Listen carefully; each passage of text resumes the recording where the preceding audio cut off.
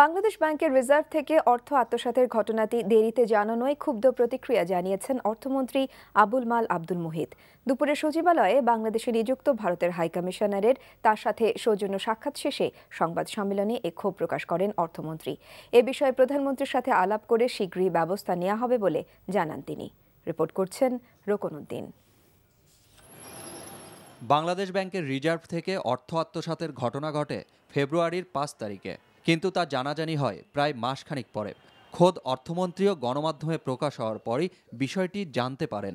এত বড় ঘটনা এতদিনেও কেন তাকে জানানো হয়নি তা নিয়ে অর্থমন্ত্রীর সব ক্ষোভ যেন প্রকাশ পেল রোববারের সংবাদ সম্মেলনে। I am very unhappy about the handling of the matter by Bangladesh Bank. Very incompetent. There the Bangladesh had the audacity not to inform me to protect the secrecy and their work. I am certainly going to take action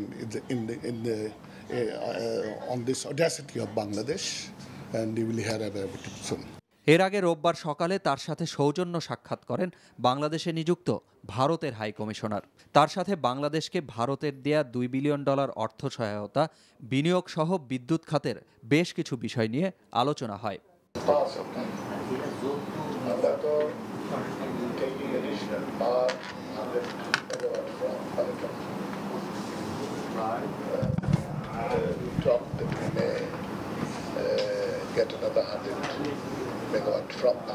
আমাদের কোল base পাওয়ার যখন হবে তখন